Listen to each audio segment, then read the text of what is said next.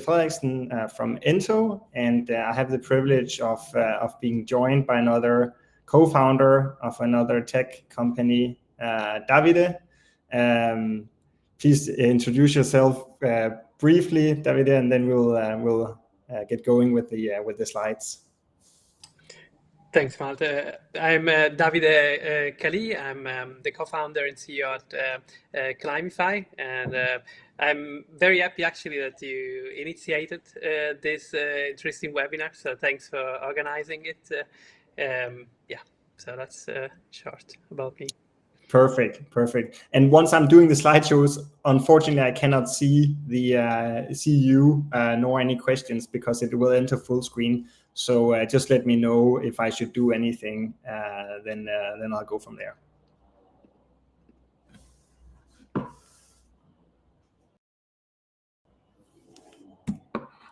Great. Today's talk, first we'll get an introduction about what thermal comfort actually is. And then we'll talk a little bit about this effect of heat transfer versus indoor temperature.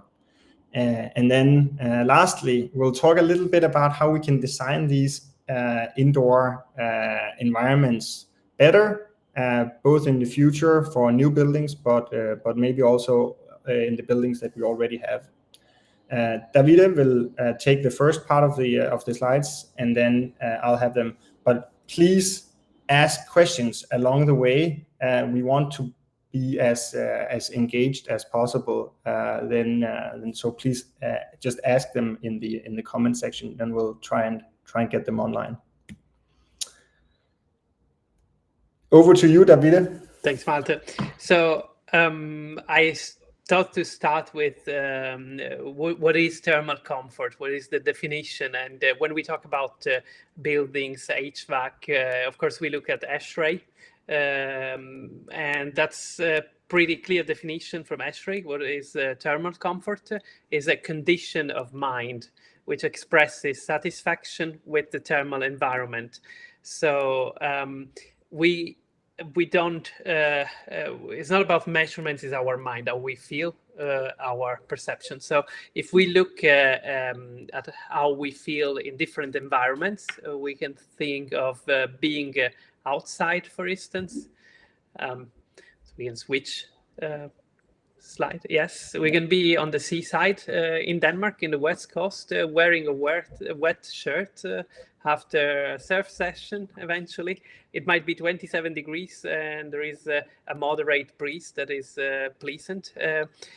We can be in another situation. So it can be outside in the forest, and we are next to a firing place. The temperature might be low, humidity might be high in the forest, but we are next to the fireplace, and it's cozy and we feel a good thermal comfort. Or we could be in an old house in Denmark, in the landside, inside, pretty cold walls. Everything is pretty cold, actually. We are well dressed and are next to the fireplace again, this time indoor.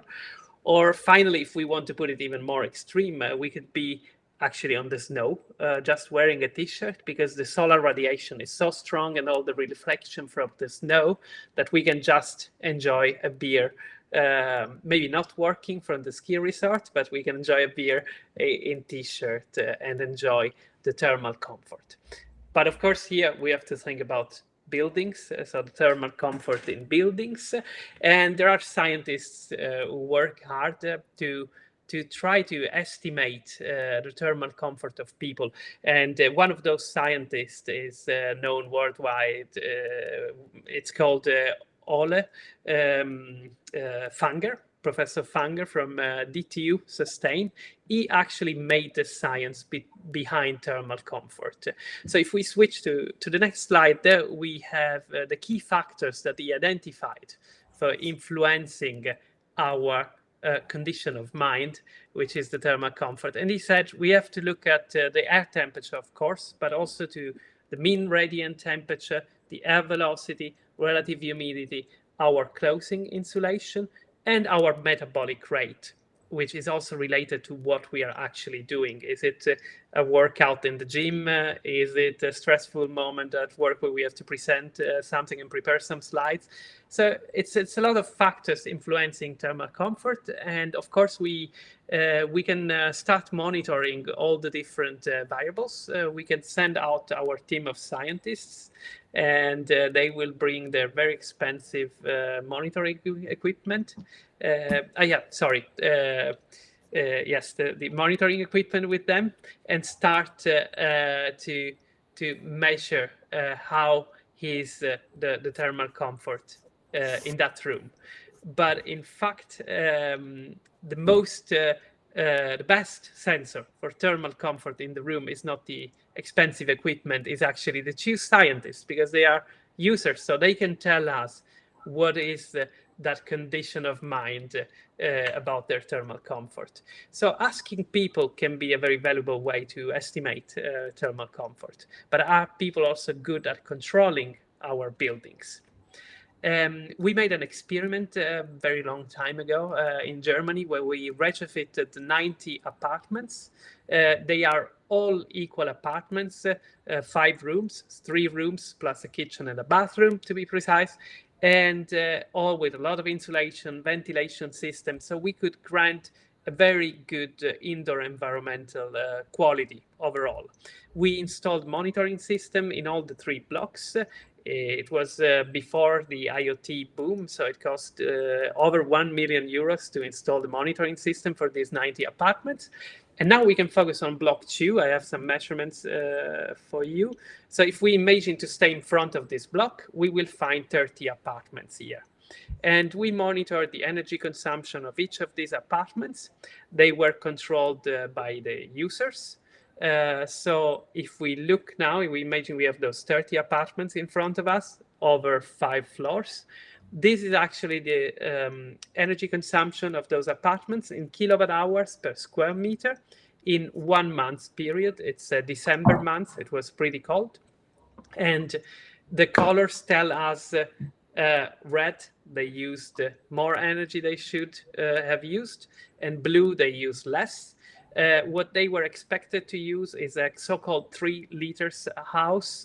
They were expecting to use all over the winter period 30 kilowatt hours per square meter. In the December months, the number should be around 4 or 5.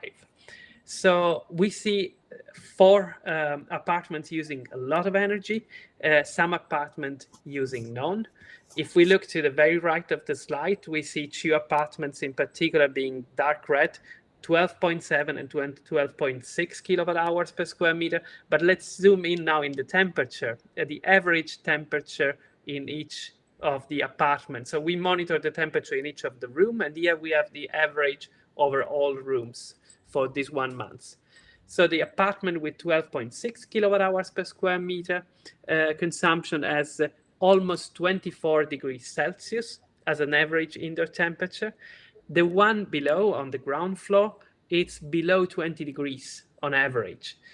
So what they are doing is actually, on the one hand, they are co-heating the other apartments, but we will discover more with the next set of data. First of all, we check the relative humidity, and we see it's all over between 31 and 52%. So relative humidity is good. We have a ventilation system and it's working fine.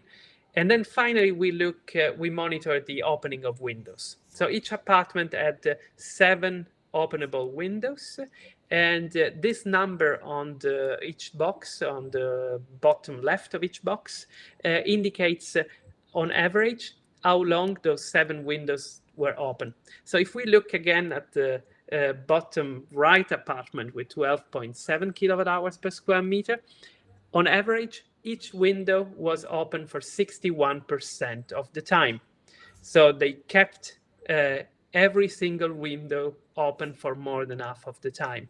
They were eating the outside. That's why they don't have even 20 degrees on average. And they were eating also their neighbors, which were very lucky because they didn't have to pay any bill for their eating. So occupants are good at estimate their thermal comfort. they are not necessarily good at controlling the interfaces that we engineers designed for them in the HVAC system. And that's why, yeah, we can switch to the next. We made a small experiment. Usually when I'm pitching this ideas in a big room in an audience, I make a live quick surveys with a QR code, and then we ask questions about the perception and the desire of the thermal conditions in the room in a numerical and qualitative way. So if we look at the results, at the question first, I ask what is the temperature in this room. Then I ask what would you like the temperature to be. And then I ask again, but in another way, how do you perceive the temperature in this room qualitatively? And then how would you like it to be qualitatively? And the results show that if we look at the left part, we will have the numerical results. So it's pretty big, the range people think the temperature is in this room. It's between 19 and 26 degrees. It was a meeting room. It was an experiment we made in a meeting room. So people is not a thermometer. And also their desired set point is very variable. But if we ask actually qualitatively, actually most of them agree the temperature is neutral or slightly warm. And they would keep the desired set point as is, or eventually some of them, they would have it a bit cooler. So asking qualitatively reveals much more, and we can have then the right feedback that we can use to better control model predictive control. I think, Malte, you will talk more about that later. Finally, what we did in a school was to ask people teachers about their indoor climate perception while we were not controlling anything, and they were satisfied with 51% of the time. And then we used their feedback to control the settings in each single room, and we could raise by 24% the vote good to 63.3% essentially. And we could, in parallel, also save energy and reduce the return temperature over the 2 years afterwards. So that's my contribution for now. And then I will give you the word. Well, thank you, Davide. And I hope that you will contribute in the coming slides as well, because you're obviously the expert in this field. I just like to talk about it because I think it affects a lot of our daily lives in the buildings that we operate, and that our clients, energy managers, get complaints about, and it's often related to the temperature and the comfort. So I am, as some may have noticed, I'm sitting in my sunroom in my private home. I'm working from home today during this webinar as well, and was also last night when I was making some slides. And I thought, well, this is an excellent setting to actually talk a little bit about comfort. So I asked my wife to take a picture, and she obliged. So Davide, this picture here, I sent it to you as well, and we talked a little bit. There's so many things going on. What were your immediate thoughts on indoor climate and the picture here? I think the first thing is that it's a perfect picture to describe that it's not just about thermal comfort, but it's the entire environment we are addressing, actually. I started with the thermal comfort only, but here is about also visual comfort, glare, nice view, which actually also helps you in doing the right tasks in the right way, if you have the right visual comfort as well. And then, of course, air quality and so on. So we talked a bit about, you described me the thermal conditions of this particular room, which you really enjoy. Maybe you want to tell us a bit more about. Yeah. So I think a lot of people will know the feeling of a sunroom where at least in certain periods of the year, you can use it, and it kind of as a realtor will say that it extends the summer, because you have this feeling that you can sit outside while being inside, even in the early spring months and late autumn. And the reason for this is a lot of this free energy from the sun due to the big windows. But then last night it was 9 o'clock when I was editing slides for today, and although the sun had been down for many hours, the floor here, you can see the tiles, they suck up a lot of heat. So right now I had my feet raised, but if I needed any temperature rise, I could just put my feet down to the tiles, because they were actually really nice and warm, and they keep being that for many hours. So again, this notion of comfort, it doesn't have to be on the slopes and the Alps that you're sucking up sun, but it can also be in other environments. And I think during the past 5 years, we've all been treated, or some of us has been treated with working from remote places, and I just find that I can actually work quite efficiently, although this is probably not looking like a working condition for many, but it works really well for me, especially if it's more creative things that I need to do. Yeah. All right. Well, speaking of thermal comfort, this is using a heat gun on a person. We can basically see that a person is just lighting up, of course, due to the heat supply coming from a person. And it's actually quite interesting to look at it look at people versus or buildings, because we are seeing some of these effects that we can talk about a little bit later as well.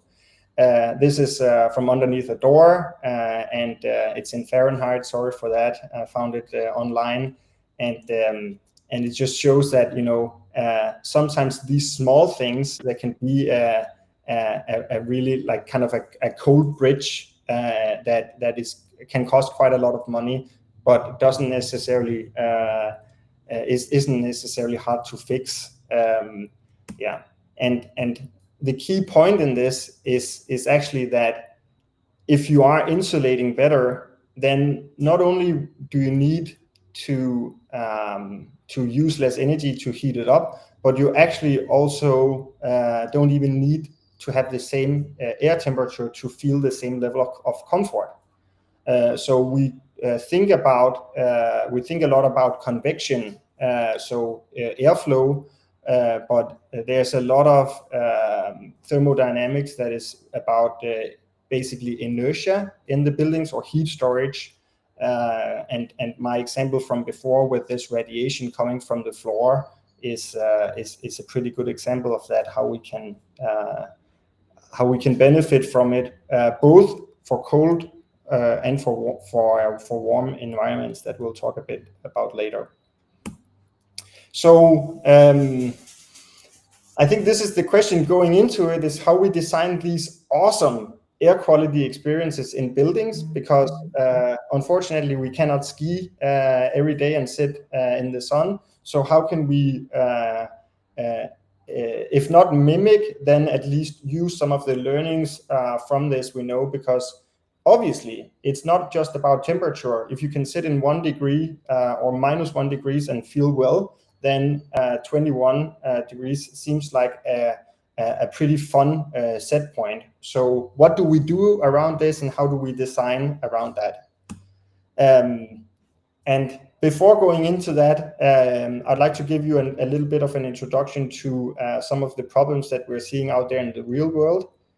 This is a building or a zone in a building where you have the desired set points during 5 weekdays and a weekend, and then you have the actual measured temperature. And this is a place with floor heating, again concrete, and what has been tried to implement is a night setback. So the temperature drops at night, but then only once it's really kind of being asked to deliver heat, it starts, and then it takes many hours before the indoor temperature really rises. So when people are coming in on Monday morning, it's 18 degrees, and when they're leaving, it's 22, and then it's crawling down a little bit. And David, we also talked a little bit about this graph before, because what's actually quite interesting is also some of these small details, like it's dropping very linearly, and then once there's open in this building, once there's activity, the drop isn't as steep. And a pretty good explanation of this could be human activity, because you're seeing it on the other day as well, where the drop isn't as steep. So there's probably human activity on those 2 days, meaning that the temperatures aren't dropping. Or it could also be, of course, open windows or anything else that is adding heating to this particular site. So here, this is a building where we've taken over control of the heating system, and then we're using a model predictive control, something that Climify also does, where we're basically using algorithms to write back to these technical systems so that they can control them much more granularly. So there's a algorithm that is being built to determine the inertia and heat loss and gain from the outside environment, meaning that you can find a much better fit and a much better heat plan to actually meet these comfort levels. Still just talking about temperature, but that's some of the things that we need to discuss, I think, in the industry in general, if we are to move to something else. Yeah. And then I also just wanted to bring in another case. This is not a building that nor Davide or we at Ento are controlling. It's a place called Slagteriet, or the slaughterhouse in Holstebro municipality, and I just showed a quite difficult building to control, but I think this building is almost impossible to control well while doing it in energy efficient. So the reason that it's called Slagteriet, or the slaughterhouse, is because it's an old slaughterhouse, but now it's converted into an event space where there's concerts, there's different communities meeting up, different arrangements and startups and whatnot joining. But this is what it used to look like, or it looked like before the renovations. And obviously having a lot of concrete and no insulation and actually no heating system at that point, it's quite unique that we can convert buildings like these into having a second life. So just some facts about this building, that 1,300 square meters, that's the footprint, but there's also very high ceilings in some of the areas.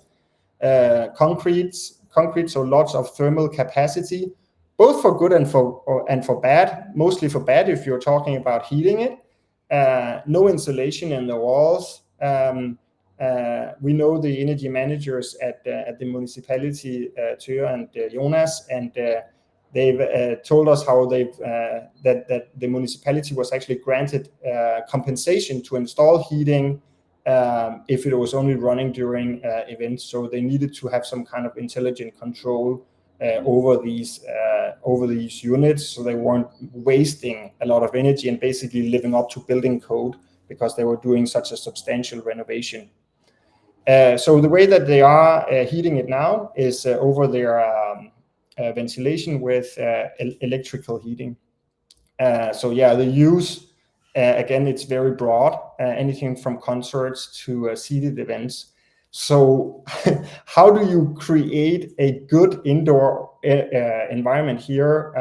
Can you actually create something that is truly unique and good, or is it just very difficult and it's going to be expensive? I think that was the hard question that they had to deal with.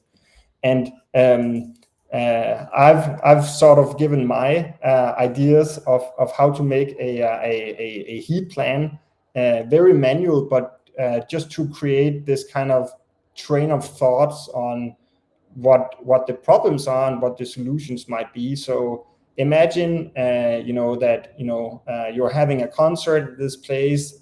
We're in the middle of kind of late winter, I would say, March, early spring. And, outside temperatures is maybe definitely in the single digits. So what do you do? And from their experience, I know that they can just heat the air. And even though the building is huge, they are doing their heating strategy is just via the ventilation systems. And although that is not best practice for a lot of applications, it actually makes quite a lot of sense here, because if you're hosting relatively short events in big places, then it may not be feasible at all to have a water-based system and something with a lot of inertia. So just making an example here and making this kind of a heat plan, then actually making no preheating, like meaning you don't heat several days before the event, but of course make sure that the air is somewhat comfortable. And here I've just said, okay, well, if we're targeting a temperature that is nice to be in, then 21 degrees might actually be too low, because the walls and everything in terms of the building materials are still very cold from before. And once people get into this concert and are physically active, then they are also radiating a lot of heating. So actually, this thermal capacity, which can be seen as a negative thing, can also provide cooling, passive cooling, to cool down again if there's a lot of people sweating and dancing. And of course, there's a ventilation system here to supply the heat, but that can also get excessive heating out in these special cases where there's just all of a sudden a lot of people and so forth. So I just thought that this was an interesting case, just to humanly think about, like, how would you control it in this case. Do you have any input on this case, Davide? I think it's a great case. It's not very common, but the idea of preheating the air is very good, because you, as a guest, you enter, the first impact is with the air. The first part of the thermal comfort. What we could even maybe add to this is that for the first few minutes we are in a room, we react also to the colors of the lights. So if we are in a room with warm colors, then we will feel less cold, and the other way around. So it's maybe a way, because it's for the first few minutes that we have to make them comfortable. Then they will start dancing, and then we will not have the problem anymore. And especially if you heat the air for 2 hours before at 24 degrees, all the surfaces will change slightly their temperature. Of course, this effect will not last long, because the capacity of the air is far too low, and we are not eating the concrete. We are just eating the very first millimeters of the surfaces. But it's a way to lower this cold impact of feeling like going into a refrigerator with low temperature and low humidity. We will not have that, and the humidity level, thanks to the air that get heated, will also be relatively low, so that we don't have that feeling of entering a cold slottery. Yeah. All right, cool. And then moving on a little bit, talking about these values of indoor air quality. I've put in this header of let's talk finances, and we have this 1990 rule. Davide, do you mind explaining what that is? Yes, in the third sector, we know 90% of our expenses are because of salaries to employees. So we want our working force to be productive, because that's where we put most of our expenses. Then we have maybe 9%, we could say, that goes into the facility, so renting the buildings and so on, and 1% of the expenses is related to running costs such energy and so on. So with this, we should still highlight that it's very wrong to waste energy, and we shouldn't waste energy. But on the other hand, we want to ensure, while we use energy, that buildings provide that level of comfort that we want for our employees. Also because there have been several studies during the last 15 years in particular, showing how the right thermal comfort, but also the right indoor conditions regarding lighting and air quality, it enhances the performance of our employees, of our students in schools and so on. And on average, we could say that if the environment, the indoor environment, is not good because of too bad air quality, glares from windows and so on, we would underperform by on average 12%. It's between 10 and 15%, depending on exact which quantity is how much off. So that someone translated this number in a way saying, actually, if we have the right indoor environmental quality conditions in a school, pupils would learn as much as they do in 9 years, they would learn it in 8 years. So they could either save a year of school or learn 12% more in the 9th year. So, and even when we think, now I'm going through the points, hope it's fine. Even if we think of decisions, decision making, it's easier when we are in the right indoor environment. And you had this analogy, so I let you do the analogy now, Malte. No, yeah, that's fine. And it's just, whenever you have the chance if you have a meeting where you don't need necessarily the notes, or even if it's a tough decision as well, this concept of a walk and talk can really bring new perspectives. Maybe both because you get exercise and fresh air, but also because sometimes there is a natural wait and stop, and you can easily go to and from certain topics. So I think there is so much to this, other than just things that can be set into formulas. I think that's one of the takeaways from these things. And then of course, I'm in a startup in a company that has a very important mission to grow our business, and just growing, if we could grow 12% by having a better indoor air quality, I think our indoor air quality is pretty good already. But if we could do anything that would improve our performance, 12%, we would for sure do it. But a lot of the big companies too would probably also do a lot if they could just grow 1%. So I think it is really interesting, because the link between people feeling good and performing good is there. And I think that actually links a little bit to, well, where do we take it from here? I also want to just encourage people to ask questions if there are any. Otherwise, we'll just keep the discussion going, Davide. But these final remarks on it, that should good indoor environments matter more than the energy consumption? How do we balance these things? And a personal anecdote on that is one of the control projects that we've done in Ento that was actually cancelled, where we controlled a building, and they said, okay, well, the policy is to have 21 degrees, so that's what we're going to deliver.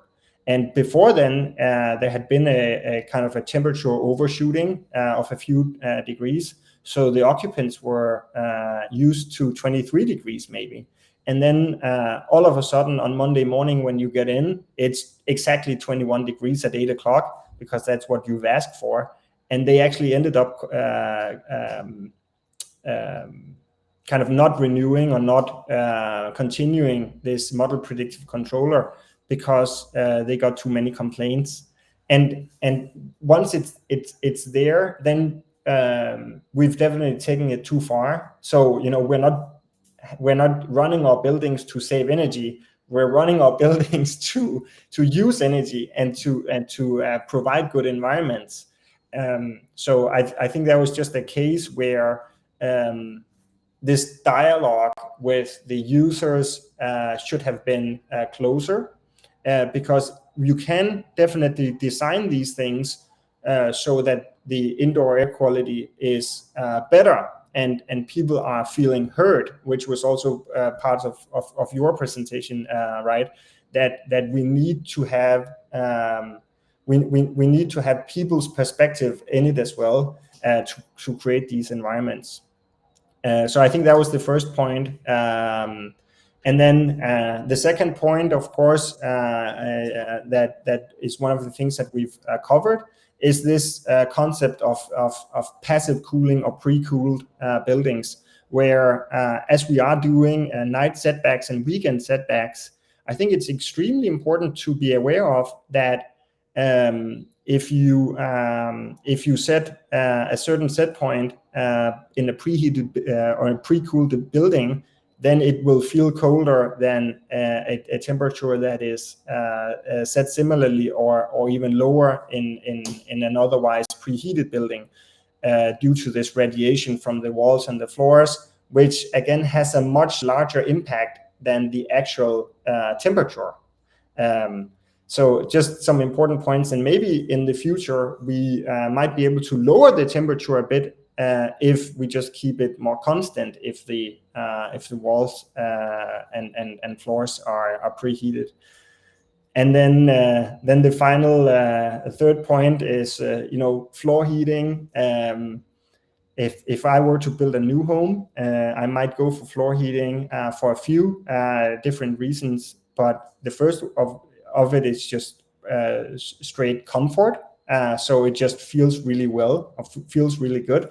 But the other good things about floor heating that is automatically built, having a large surface that is being heated.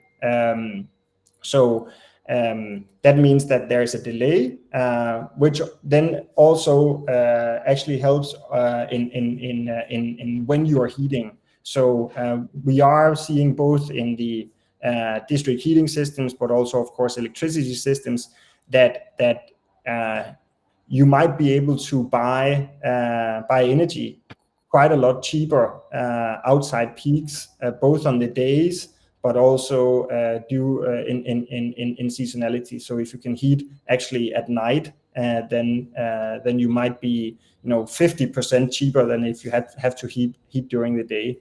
And then of course the last one, talking about energy efficiency, there's a lot of wins in lowering the forward temperatures, which is the case in flooring systems, that you're typically at half the forward temperature, which yields a very good system efficiency. So I think that was the final remarks on my end, and we're almost up for time. So I don't see any questions in the chat. Do you have anything to add, Davide? Otherwise, I will tell you a little bit about some other events that we have scheduled.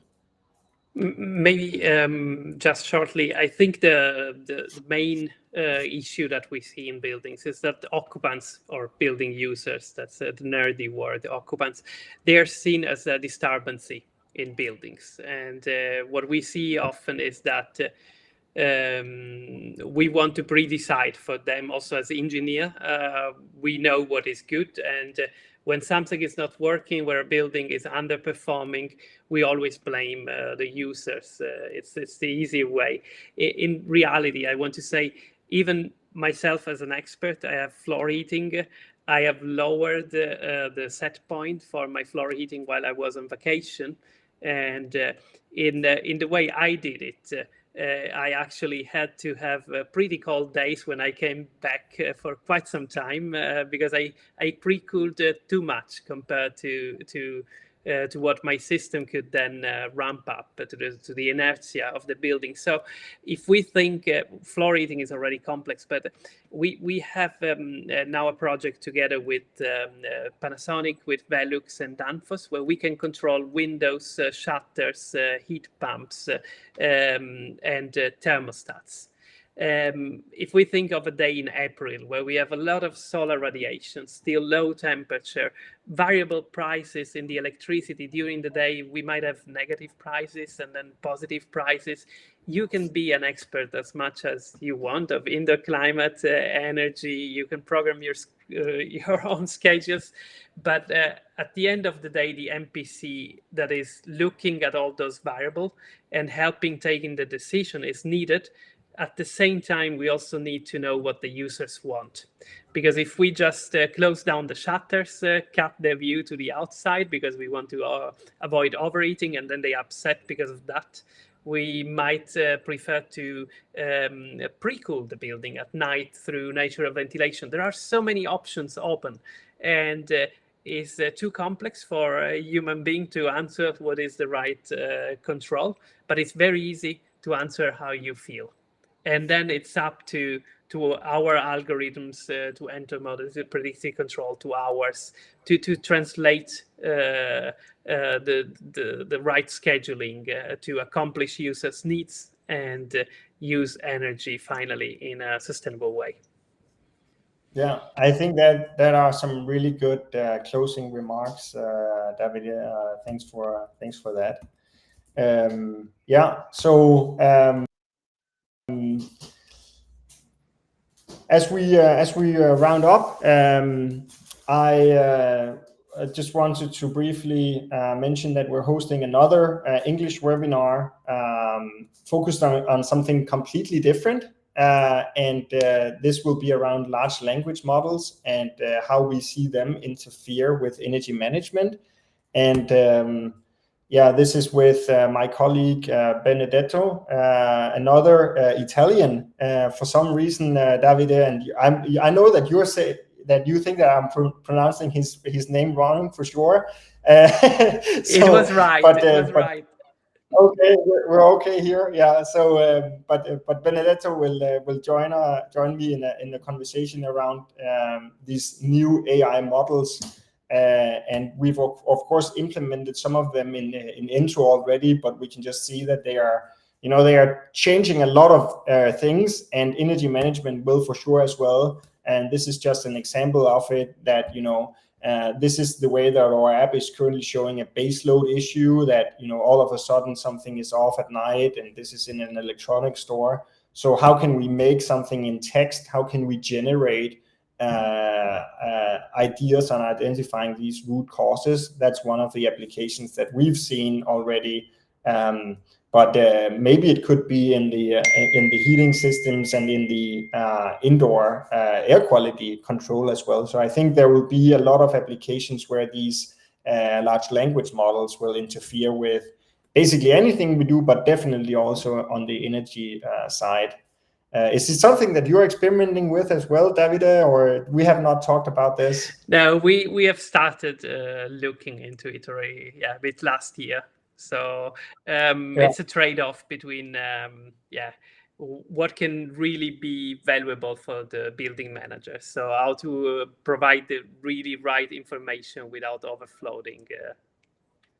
Yeah. And this is it's work in progress, right? So for sure there can be like if you just had a graph, then you could maybe explain it, but now we get a one page. Is that easier? But this is things that can be tweaked in the future as well. So but good perspectives.